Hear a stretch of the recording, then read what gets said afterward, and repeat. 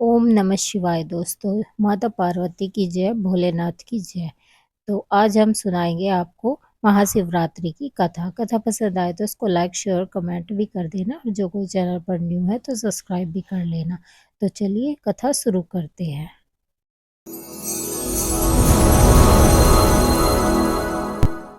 शिव पुराण के अनुसार एक समय में चित्रभानु नामक शिकारी शिकार करके अपने परिवार का पालन पोषण करता था। उस पर साहूकार का कर्ज था। समय से कर्ज चुकता न करने के कारण साहूकार ने उसे बंदी बना लिया। उस दिन शिवरात्रि थी। दिन भर वह भूखे प्यासे रहते हुए भगवान शिव का स्मरण किया और दिन गुजर गया। शाम को साहूकार ने उसे कर्ज चुकाने के लिए अगले एक दिन का समय दिया और चित्रभानु को छोड़ दिया। तब चित्रभानु भूख प्यास से व्याकुल होकर जंगल में शिकार खोजने लगा। देखते देखते शाम और फिर रात हो गई। तब वह एक तालाब के पास बेल के पेड़ पर चढ़ गया और रात बीतने की प्रतीक्षा करने लगा। उस बेल के नीचे शिवलिंग था। चित्रभानु अनजाने में बेलपत्र तोड़कर नीचे गिरा रहा था जो शिवलिंग पर गिर रहे थे। इस प्रकार संयोगवश वह दिन भर भूखा प्यासा रहा, जिससे उसका व्रत हो गया और शिवलिंग पर बेलपत्र गिरने से उसकी शिव आराधना भी हो गई।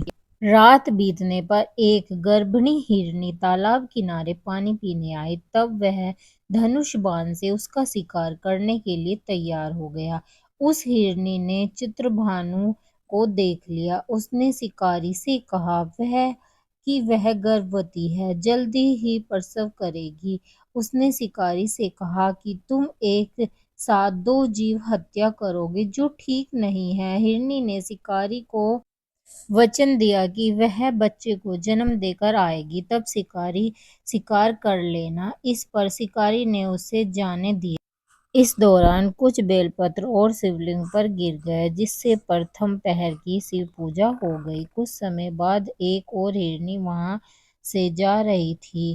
तब शिकारी खुश होकर उसके शिकार के लिए तैयार हो गया। तब हिरनी ने उससे निवेदन किया कि हे शिकारी, मैं अपने पति की खोज कर रही हूँ। मैं उनसे भटक गई हूँ।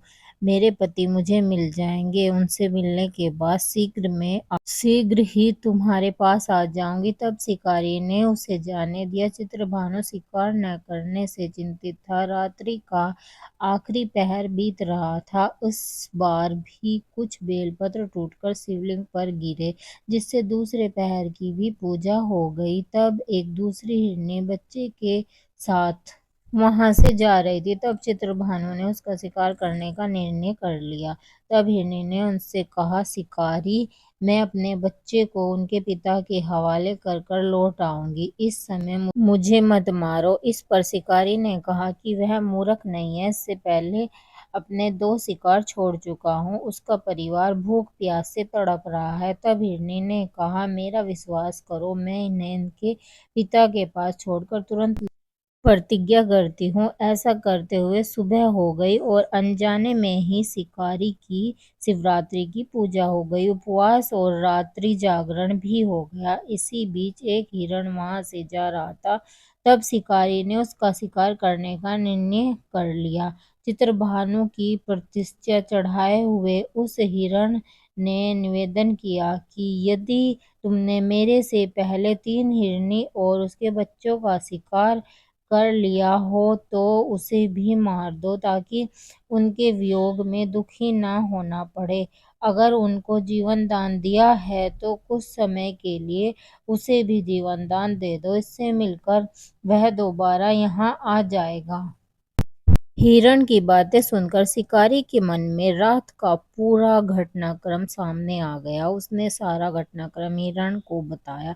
तब हिरण ने कहा कि वे तीनों हिरनी उसकी पत्नियां हैं। जिस प्रकार वे तीनों प्रतिज्ञाबद्ध होकर गई है, उसी उसकी मृत्यु से वो अपने धर्म का पालन नहीं कर पाएगा। जिस प्रकार तुमने उन पर विश्वास करके उन्हें जाने दिया, वैसे ही उसे भी जाने दो। वह अपने परिवार के साथ जल्द ही यहाँ उपस्थित हो जाएगा। चित्रभानु ने उसे भी जाने दिया। शिवरात्रि व्रत और पूजा होने से उसका मन निर्मल हो गया। उसके अंदर भक्ति की भावना जागृत हो गई। कुछ समय बाद वह हिरनी अपने दिए वचन के कारण अपने परिवार के साथ शिकारी के सामने उपस्थित हो गई। उन जीवों की सत्यता एवं प्रेम भावना देखकर चित्रभानु को बहुत ही शर्मिंदगी महसूस हुई। उसने हिरण परिवार को जीवन दान दे दिया। अनजाने में ही सही शिवरात्रि का व्रत करने से चित्रभानु को मोक्ष मिला और मृत्यु के बाद शिवगण उस शिकारी को शिवलोक ले गए। बोलिए भोलेनाथ की जय हो, गौरा माता की जय हो। कैसी लगी आपको मेरी आज की? पसंद आई हो तो कमेंट बॉक्स में हर हर महादेव लिखना। मिलते हैं नेक्स्ट व्लॉग में, तब तक